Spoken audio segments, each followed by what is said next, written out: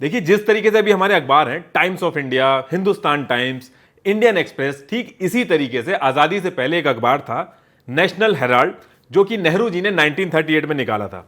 इस अखबार के थ्रू फ्रीडम फाइटर्स अपनी बात रखते थे जो ऑल ओवर इंडिया में लोगों तक पहुंचती थी। नेहरू जी खुद भी इसमें अपने थॉट्स लिखते थे ताकि जो ब्रिटिशर्स के खिलाफ लड़ाई है वो और तेजी से आगे बढ़ सके। देखिए, एक अखबार को अगर आपको चलाना है तो उसको चलाने के लिए आपको पैसे की जरूरत पड़ती है। इंडिया के कोने कोने से न्यूज लाना है, उसे पब्लिश करना है, एम्प्लॉयज की सैलरी है, रजिस्ट्रेशन, बहुत सारी चीजें होती हैं। इसलिए नेशनल हेराल्ड को चलाने के लिए 5,000 freedom fighters including Nehru ji ने पैसे इकट्ठे करके एक कंपनी बनाई, AJL, the associated general limited. अब आप कहोगे कि नेशनल हेराल्ड और एजेएल, इन दोनों में आपस में क्या लेना देना है? देखिए, अखबार चलाने के लिए जितने भी रिसोर्सेज, मैनेजमेंट और पैसे का जो सर्कुलेशन होता है वो उस अखबार के पीछे जो कंपनी है वो हैंडल करती है। जैसे अभी की अगर मैं बात करूं, अगर मैं हिंदुस्तान टाइम्स का एग्जांपल लूं, तो उसके पीछे जो कंपनी है उसका नाम है एचटी मीडिया लिमिटेड। ऐसे ही द हिंदू की बात करें तो उसके जो ओनर है वो कस्तूरी एंड सन्स लिमिटेड है। ठीक इसी तरीके से उस टाइम पे जो नेशनल हेराल्ड था, उस न्यूज़पेपर के पीछे जो ओनरशिप थी वो AJL, the associated general limited के पास थी। और इस कंपनी में जो शेयर होल्डर्स थे वो 5,000 फ्रीडम फाइटर्स थे। देखिए, इसमें एक चीज ध्यान रखिएगा कि जो कंपनी थी ये एजेएल, इसका कोई एक ओनर नहीं था। ये जो 5,000 फ्रीडम फाइटर्स थे यही इसके ओनर थे। देखिए, ये जो कंपनी है AJL, the associated general limited, इसका काम था न्यूज़पेपर पब्लिश करना। और एजेएल ने 3 लैंग्वेज में अखबार पब्लिश किए 1938 में। एक इंग्लिश, दूसरा हिंदी और तीसरा उर्दू। इंग्लिश में जो अखबार था उसका नाम था नेशनल हेराल्ड, हिंदी में जो अखबार था उसका नाम था नवजीवन, और जो उर्दू में अखबार था उसका नाम था कौमी आवाज। देखिए, एजेएल के जो 3 अखबार थे, इसमें से ये जो नेशनल हेराल्ड था उस टाइम पे काफी पॉपुलर हो रहा था। इस वजह से ब्रिटिशर्स ने इसको 1942 में बैन भी कर दिया था, और फिर आगे चल के 1945 के बाद ये फिर से चालू हो गया था। और जब हमारा देश आजाद हो गया था तो उसके बाद फ्रीडम फाइटर्स के व्यूज इसमें थोड़े से कम रहते थे, और कांग्रेस की जो पॉलिसीज थी, उनके जो व्यूज थे, जो उनके थॉट प्रोसेस थे, वो ज्यादा पब्लिश होते थे इसमें। देखिए, नेशनल हेराल्ड जो था वो शुरू से ही कुछ खास प्रॉफिट नहीं बना पा रहा था, लेकिन नेहरू जी को इससे बहुत ज्यादा लगाव था। वो इसमें काफी कुछ लिखते भी थे, और एक बार तो इन्होंने ये तक कह दिया था कि आनंद भवन, जो कि इलाहाबाद में था उस समय, जहां पे रहते थे ये, अगर उसको भी बेचना पड़ जाए तो वो उसको बेच देंगे और नेशनल हेराल्ड को बिकने नहीं देंगे। लेकिन आगे चल के जब और भी न्यूज़पेपर आए तो नेशनल हेराल्ड को काफी लॉस होने लगा। नेशनल हेराल्ड को इतना ज्यादा लॉस हुआ कि 2008 में नेशनल हेराल्ड को बंद करना पड़ा। लेकिन नेशनल हेराल्ड के बंद होने की वजह से कोई इशू नहीं हुआ, कोई कंट्रोवर्सी नहीं हुई। जो रियल इशू स्टार्ट हुआ जब नेशनल हेराल्ड बंद हो गया, उसके बाद जो ये जो एजेएल कंपनी थी उसके एसेट्स को लेके असली कंट्रोवर्सी स्टार्ट होती है। अब देखिए, जो एजेएल कंपनी के एसेट्स को लेके जो बात है, इसको इस तरीके से समझिए। मान लीजिए कोई एक आदमी 30,000 रुपए कमा रहा है, तो ये जो 30,000 रुपए हैं ये तो इसकी आमदनी हो गई। लेकिन हो सकता है उसके पास जमीन हो, शॉप हो, गोल्ड वगैरह हो, तो ये सारी जो चीजें हैं ये उसके एसेट्स हो गए। ठीक इसी तरीके से नेशनल हेराल्ड जो था वो कमा जो रहा था वो बहुत कम कमा रहा था, लेकिन उसके पास एसेट्स बहुत थे, उसके पास जमीन बहुत ज्यादा थी, जिसको लेके पूरा बवाल शुरू हुआ। अब पहली चीज तो आप ये कहोगे कि जो एजेएल का काम था ये तो न्यूज चलाने का था, तो इसके पास एसेट्स कहां से आ गए, इसके पास जमीन कहां से आई। दूसरी चीज आप कहोगे कि नेशनल हेराल्ड जब बंद हो गया तो एजेएल जो कंपनी है फिर वो क्या काम कर रही थी। देखिए, एजेएल कोई नॉर्मल कंपनी नहीं थी। हमारा देश आजाद होने से पहले से ही एजेएल हमारे देश की आवाज थी, और हमारे प्राइम मिनिस्टर इमोशनली काफी अटैच थे इससे। इसलिए टाइम टू टाइम एजेएल को न्यूज अलग अलग जगह पे चलाने के लिए, ऑफिसेस बनाने के लिए स्टेट और सेंट्रल गवर्नमेंट से जमीन मिलती थी, ताकि एजेएल ऑल ओवर इंडिया में अपनी ब्रांचेस चला पाए। और ये जो जमीन मिलती थी गवर्नमेंट से, ये कुछ लीज होल्ड प्रॉपर्टी होती थी और कुछ होती थी ये फ्री होल्ड प्रॉपर्टी। देखिए, लीज होल्ड प्रॉपर्टी का मतलब हुआ कि सिर्फ कुछ टाइम के लिए जो प्रॉपर्टी दी गई है, मान लो या फिर 20 साल या फिर 30 साल के लिए उसको दिया गया, और जिस पर्टिकुलर टाइम के लिए वो दी गई है उस पर्टिकुलर टाइम तक आप उसको यूज कर सकते हो, उसको आप बेच नहीं सकते, उस पर आपका मालिकाना हक नहीं होता। वहीं अगर फ्री होल्ड प्रॉपर्टी की बात करें तो इसका मतलब हुआ कि फ्री में आपको प्रॉपर्टी दी गई है, पूरा मालिकाना हक आपके पास होता है, आप चाहो तो उसको बेच भी सकते हो।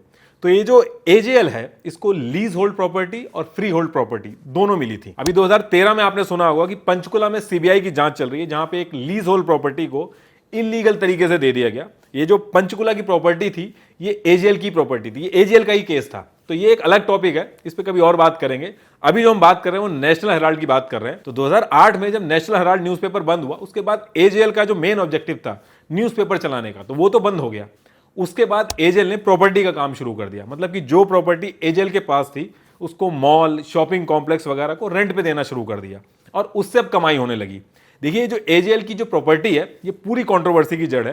तो एक बार देख लेते हैं कि ये टोटल प्रॉपर्टी है कितनी, कहां कहां पे है ये प्रॉपर्टी, और उस प्रॉपर्टी की वैल्यू कितनी है, ताकि आगे जो पूरा केस है वो समझने में आसानी रहे। देखिए, मुंबई, न्यू दिल्ली, लखनऊ, भोपाल, इंदौर, पंचकुला और पटना, इन जगह पे एजेएल की प्रॉपर्टी है। अगर इस प्रॉपर्टी की कीमत की बात करें तो इसका जो रेट है वो हर आर्टिकल में अलग अलग लिखा है, लेकिन ज्यादातर आर्टिकल में 2000 करोड़ लिखा है। आप 10 में से 8 आर्टिकल देखेंगे तो 2000 करोड़ लिखा है, तो मैं 2000 करोड़ ही मान के चल रहा हूं। इसमें बहुत सारे आर्टिकल में ये चीज मेंशन नहीं है, लेकिन ये जो रेट है 2000 करोड़ का, कि एजेएल की प्रॉपर्टी 2000 करोड़ की है, ये जो रेट है ये डीएलसी रेट है।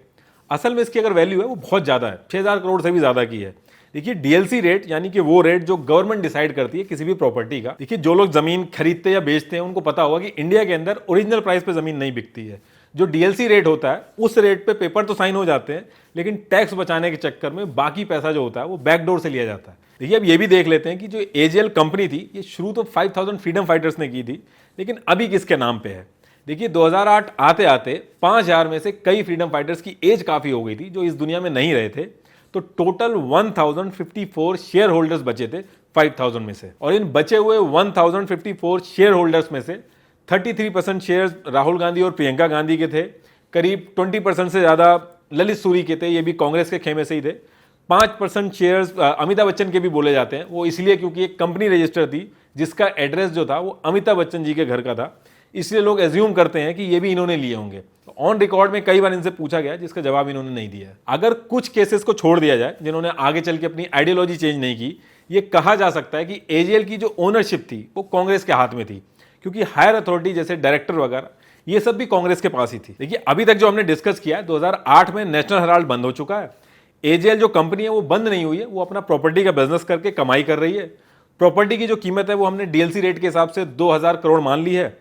और ये जो ओनरशिप है कि एजेएल की ओनरशिप किसके पास है, हम ये मान के चल रहे हैं कि कांग्रेस के लोगों के पास है, क्योंकि सारी हायर अथॉरिटी पे कांग्रेस के लोग ही बैठे हैं और शेयर्स भी ज्यादा हैं इनके। अब इसमें एक चीज मैं और ऐड कर देता हूं कि कांग्रेस ने एजेएल को टाइम टू टाइम लोन दिया है, जो कि इकट्ठा होकर होता है 90 करोड़। अब एजेएल को ये जो 90 करोड़ है वापस करने हैं कांग्रेस को। कांग्रेस का कहना है कि कांग्रेस एजेएल को देश की धरोहर मानती है, इसलिए पैसा देके उसने इस कंपनी को बंद होने से बचाने की पूरी कोशिश की है। अब देखिए जो 90 करोड़ का लोन है, या तो एजेएल कांग्रेस को पैसा देके लोन खत्म कर दे, और अगर पैसा नहीं है तो अपनी इतनी प्रॉपर्टी में से कुछ प्रॉपर्टी को बेच के कांग्रेस को पैसा लौटा दे। लेकिन ऐसा होता नहीं है। 2010 में एक कंपनी रजिस्टर्ड होती है यंग इंडिया लिमिटेड के नाम से, जिसमें सोनिया गांधी और राहुल गांधी के 76% शेयर्स होते हैं, और बाकी के जो 24% शेयर्स होते हैं ये कांग्रेस लीडर मोतीलाल वोरा और ऑस्कर फर्नांडिस के नाम पे होते हैं। ये जो कंपनी है यंग इंडिया, इसको सेक्शन 25 के तहत खोला गया है। सेक्शन 25 का मतलब ये हुआ कि ये एक नॉन प्रॉफिट कंपनी है जिसका पैसा सिर्फ और सिर्फ इसके ऑब्जेक्टिव में ही यूज हो सकता है। इसको एक एग्जांपल से समझते हैं। मान लो आप लोगों से पैसा इकट्ठा करके एक वृद्ध आश्रम खोलना चाहते हो, तो ये जो पैसा इकट्ठा होगा ये आप अपने पर्सनल अकाउंट में तो लोगे नहीं, वरना ट्रैक कैसे होगा कि जो पैसा आपने लोगों से इकट्ठा किया है वो आपने वृद्धाश्रम में यूज भी किया है कि नहीं। तो ऐसे केस में आपको एक नॉन प्रॉफिट कंपनी खोलनी होगी और सारा पैसा उस नॉन प्रॉफिट कंपनी के अकाउंट से ही मैनेज होगा, और सारा पैसा उस वृद्धाश्रम में ही आप यूज कर सकते हो। उस पैसे को आप अपने लिए यूज नहीं कर सकते हो। आपका काम सिर्फ इतना होगा कि ये नॉन प्रॉफिट कंपनी को आपको सिर्फ मैनेज करना होगा। तो ये जो यंग इंडिया कंपनी है ये एक नॉन प्रॉफिट कंपनी है जिसका ऑब्जेक्टिव सेकुलरिज्म और डेमोक्रेसी को बढ़ावा देना है। तो देखिए अब यंग इंडिया के आने से इसमें 3 एंटिटी हो गई हैं। एक एजेएल जो कि एक पब्लिक कंपनी है। पब्लिक कंपनी मतलब कि लोगों ने पैसा इकट्ठा करके कंपनी को बनाया है। यह कंपनी किसी अकेले की नहीं है, जिसके पास जितने शेयर्स होंगे उसका उतना हक होगा इस कंपनी में। और दूसरा कांग्रेस जो कि एक पॉलिटिकल पार्टी है, और तीसरी यंग इंडिया जो कि एक नॉन प्रॉफिट कंपनी है। तो ये जो 3 एंटिटी मैंने बताई हैं आपको, इन 3 एंटिटीज ने आपस में कुछ ऐसे ट्रांजैक्शंस किए हैं जिसकी वजह से पूरे देश में बवाल मच गया है, और गांधी परिवार को इसकी वजह से कोर्ट में और ईडी के चक्कर लगाने पड़ रहे हैं। तो ये ट्रांजैक्शन किस तरीके से हुई है वो डिस्कस करते हैं। तो देखिए इसमें होता यह है कि ये जो 90 करोड़ का लोन था जो कांग्रेस को एजेएल से वापस लेना था, तो कायदा तो ये कहता है कि एजेएल को ये पैसा कांग्रेस को वापस कर देना चाहिए, चाहे कमा के या फिर अपने एसेट्स को बेच के ये पैसा वापस कर देना चाहिए। लेकिन ऐसा होता नहीं है। इसकी बजाय एक यंग इंडिया नाम से कंपनी खोली जाती है। ये यंग इंडिया कंपनी 50 लाख रुपए कांग्रेस को देती है, और ये जो 90 करोड़ का लोन था जो कांग्रेस को एजेएल से वापस लेना था, इसकी ओनरशिप कांग्रेस यंग इंडिया को दे देती है। मतलब कि अब एजेएल को 90 करोड़ रुपए यंग इंडिया को देने होंगे, पहले जो इसको कांग्रेस को देने थे। लेकिन इससे भी बड़ी चीज यह है कि जैसे ही ये लोन की ओनरशिप यंग इंडिया के पास आई, एजेएल ने 90 करोड़ लौटाने की बजाय अपनी कंपनी के सारे शेयर्स यंग इंडिया को दे दिए। इसका मतलब यह हुआ कि 90 करोड़ लौटाने की बजाय एजेएल ने अपने 2000 करोड़ की पूरी प्रॉपर्टी यंग इंडिया के नाम कर दी। अब इसको एक एग्जांपल से समझते हैं। मान लीजिए आपने किसी को 10 लाख का लोन दे दिया। वो आदमी एक न्यूज़पेपर चलाता है जिससे वो महीने का 10,000 रुपए कमा लेता है। अब इसके साथ साथ उसके पास 2 करोड़ की जमीन भी है। कुछ जमीन उसकी साउथ दिल्ली में है, कुछ मुंबई में है और कुछ गाजियाबाद में है। अब उसका न्यूज़पेपर का काम लॉस में जाने लगता है, तो उसने न्यूज़पेपर बंद कर दिया और जो उसके ऊपर लोन था 10 लाख रुपए का, जो कि वो अपनी एक छोटी सी गाजियाबाद की प्रॉपर्टी बेच के पूरा कर सकता था, वो करने की बजाय उसने अपनी पूरी 2 करोड़ की जो सारी की सारी प्रॉपर्टी है वो आपके नाम कर दी। सेम यही चीज यहां भी हुई है। एक कंपनी जिसका नाम यंग इंडिया है, जो सिर्फ 5 लाख रुपए से शुरू हुई थी, 50 लाख रुपए दे के कांग्रेस को 2000 करोड़ के एसेट्स की ओनर बन जाती है। और वहीं एक कंपनी जिसका नाम एजेएल है, जो कि 2000 करोड़ की मालिक थी, वो 90 करोड़ के लोन के चक्कर में अपने 2000 करोड़ की सारी प्रॉपर्टी यंग इंडिया के नाम कर देती है। देखिए, जो सारी चीजें हैं ये अननोटिस रहती, इनफैक्ट इस पे किसी का ध्यान भी नहीं गया होता। लेकिन दिक्कत तब होती है जब 2012 में सुब्रमण्यम स्वामी ने इस चीज को लेके केस कर दिया कोर्ट में। अब मैं आगे कांग्रेस की भी साइड बताऊंगा, बट अभी जो आरोप लगाए गए हैं कांग्रेस के ऊपर वो समझ लेते हैं। सुब्रमण्यम स्वामी ने कहा यंग इंडिया के अंदर जो डायरेक्टर्स हैं और जो लोग इंपॉर्टेंट पोजीशन होल्ड करते हैं, ये सेम वही लोग हैं जो कांग्रेस पार्टी के अंदर भी इंपॉर्टेंट पोजीशन होल्ड करते हैं। और ये सारे के सारे वही सेम लोग हैं जो एजेएल के अंदर भी इंपॉर्टेंट पोजीशन होल्ड करते हैं। एक तरह से देखा जाए तो ये जो तीनों एंटिटी हैं, इसके जो डिसीजन है वो सेम सेट ऑफ पीपल ले रहे हैं और ये लोग तीनों एंटिटी को यूज करके इलीगल तरीके से पैसे घुमा रहे हैं और प्रॉपर्टी अपने नाम कर रहे हैं, और जिसका फायदा डायरेक्टली राहुल गांधी और सोनिया गांधी को मिल रहा है, ऐसा सुब्रमण्यम स्वामी ने कहा। इसमें इन्होंने कहा कि जो लोन एजेएल एक छोटी सी प्रॉपर्टी बेच के पूरा कर सकती थी, तो उसकी बजाय उसने अपनी कंपनी के सारे शेयर्स यंग इंडिया के अंदर क्यों कर दिए। दूसरी चीज इन्होंने कही, कांग्रेस एक पॉलिटिकल पार्टी है। एक पॉलिटिकल पार्टी किसी भी कंपनी को कॉमर्शियल पर्पस के लिए पहली चीज तो लोन ही नहीं दे सकती। ये रिप्रेजेंटेशन ऑफ पीपल एक्ट 1950 और section 13A of income tax act 1961 के हिसाब से इलीगल एक्टिविटी है। इसके आगे इन्होंने यह भी बोला कि एजेएल में बहुत सारे फ्रीडम फाइटर्स का पैसा लगा था और उनके शेयर्स भी थे इसमें। भले ही कांग्रेस के शेयर होल्डर्स जो थे वो मेजोरिटी में थे, लेकिन जब एजेएल ने अपनी कंपनी के सारे शेयर्स यंग इंडिया को ट्रांसफर करे तो खाली कांग्रेस के जो शेयर होल्डर्स थे सिर्फ उनको ही पता था, बाकियों को नहीं पता था। उन्होंने प्रशांत भूषण का रेफरेंस दिया, जिनके फादर एजेएल के अंदर शेयर होल्डर्स थे। इसमें यह भी बोला गया कि यंग इंडिया ने जो 50 लाख रुपए कांग्रेस पार्टी को दिए थे और एजेएल के 90 करोड़ का जो लोन था उसकी ओनरशिप ले ली थी, एक्चुअल में यंग इंडिया के पास इतने पैसे थे ही नहीं। यंग इंडिया ने डोटेक्स मर्चेंडाइज प्राइवेट लिमिटेड से 1 करोड़ का लोन गलत तरीके से लिया था और फिर जाके कांग्रेस को ये पैसे ट्रांसफर किए थे। और ये जो यंग इंडिया ने डोटेक्स से जो लोन लिया था, इस लोन को फाइनेंशियल इंटेलिजेंस यूनिट ने सस्पिशियस बताया। ये जो कंपनी है डॉटेक्स, इसको सस्पिशियस तो बताया गया, इसके साथ साथ जिस एड्रेस पे डॉटेक्स कंपनी रजिस्टर्ड है वहां एक्चुअल में कोई कंपनी है ही नहीं, बल्कि एक 3 BHK का गेस्ट हाउस है जहां पे पिछले 20 साल से सिर्फ एक केयर टेकर रह रहा है और कोई नहीं रह रहा है। दूसरी चीज, डॉटेक्स कह रही है कि इसने यंग इंडिया को डोनेशन दी है, और जब यंग इंडिया की बुक्स देखी गई तो वहां पे पता चला कि यंग इंडिया ने इस 1 करोड़ रुपए को डोनेशन नहीं दिखाया, जबकि लोन दिखाया है उसको। तो ये भी सारी इंफॉर्मेशन मिसमैच हो रही है। देखिए, वैसे तो आप ये कह सकते हो कि ये बीजेपी वर्सेस कांग्रेस का केस है, लेकिन टेक्निकली अगर देखा जाए तो ये एक इंडिविजुअल सुब्रमण्यम स्वामी और कांग्रेस के बीच का केस है। बीजेपी इसमें कोई पार्टी है ही नहीं। इनफैक्ट जब 2012 में सुब्रमण्यम स्वामी ने केस फाइल किया था तब वो बीजेपी के मेंबर भी नहीं थे।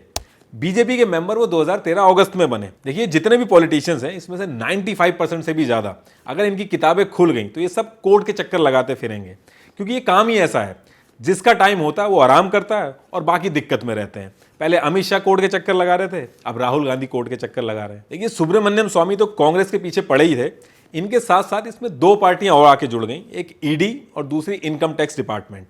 सुब्रमण्यम स्वामी एक्यूज कर रहे थे चीटिंग और क्रिमिनल के एस्पेक्ट पे। ईडी इस पूरे केस में मनी लॉन्ड्रिंग का एंगल देख रही है, और इनकम टैक्स इसलिए आया क्योंकि 2011-2012 में जो इनकम बताई थी राहुल और सोनिया गांधी ने, एजेएल के टेक ओवर के टाइम पे वो डिटेल्स मिसमैच हो रही थी इनकम टैक्स डिपार्टमेंट में। इनफैक्ट इनकम टैक्स डिपार्टमेंट ने यहां तक बोल दिया कि कांग्रेस ने ये लोन एजेएल को दिया भी है या फिर एजेएल की प्रॉपर्टी यंग इंडिया के नाम कराने की ये कोई ट्रिक है, क्योंकि इतना बड़ा लोन दिया गया और इसका रिकॉर्ड एजेएल और कांग्रेस के पास ही नहीं था, मतलब सारा रिकॉर्ड नहीं था। एजेएल की 72 एनुअल रिपोर्ट जो कि 2010 में आई थी, उसमें लोन का कहीं मेंशन ही नहीं था। जब राहुल और सोनिया गांधी की कंपनी यंग इंडिया ने एजेएल की 2000 करोड़ की प्रॉपर्टी एक्वायर की थी, तो उस पर्टिकुलर ईयर में यानी कि 2011 से 2012 का जो इनकम टैक्स भरा था उसमें ये चीज इन्होंने दिखाई नहीं थी कि ये एजेएल के डायरेक्टर बन चुके हैं, क्योंकि इससे रेंट भी आता था, तो जो इनकी लायबिलिटी थी इनकम टैक्स की वो 100 करोड़ के करीब बन रही थी। तो इनकम टैक्स डिपार्टमेंट इस चीज की भी इंक्वायरी कर रहा है। तो इस तरीके से सुब्रमण्यम स्वामी, ईडी और इनकम टैक्स राहुल गांधी को परेशान कर रहे हैं। तो हम ये भी देख लेते हैं कि हमारा जो कोर्ट है इन सारी चीजों को लेकर वो क्या कह रहा है। ये सारी चीजें सुनने के बाद कोर्ट ने कहा कि हमें प्राइमा फेसी एविडेंस दिख रहे हैं। तो अब ये प्राइमा फेसी का क्या मतलब हुआ, इसको एक एग्जाम्पल समझ लेते हैं। मान लीजिए कोई पत्नी है, वो कोर्ट में जाती है और केस कर देती है कि उसका जो पति है वो किसी और औरत के साथ है। तो कोर्ट सबसे पहले तो ये पूछेगा कि आपको ऐसा क्यों लग रहा है कि आपका जो पति है वो किसी और के साथ है।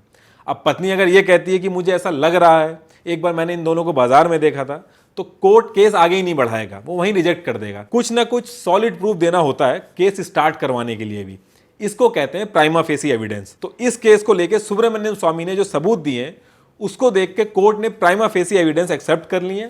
अब केस आगे बढ़ेगा। दूसरी चीज, जून 2014 में मजिस्ट्रेट मिस गोमती मनोजा जी ने यह कहा, और ये ऑन रिकॉर्ड है, कि अभी तक जो भी एविडेंस आए हैं उससे एक अटेम्प्ट लग रहा है पब्लिक मनी को पर्सनल यूज में लेने का।